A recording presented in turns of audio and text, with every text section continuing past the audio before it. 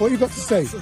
What have you got to say as a young man in Jamaica? What have you got to say about Jamaica? Tell me something about Jamaica that you love. Jamaica is a very spiritual place with love, with art.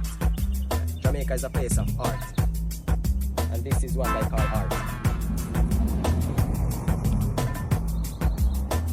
This is my nephew that's speaking. Jamaica is a very peaceful place, right? And it's very warm and welcoming. Yes, and with pleasure, the people are kind and genuine. That's what I'm saying. A man here, a young boy, 21, with knowledge and wisdom, you know, in what he was saying about Jamaica. And I've come to Jamaica and found Jamaica to be a wonderful place. I don't care what no one wants to say, right?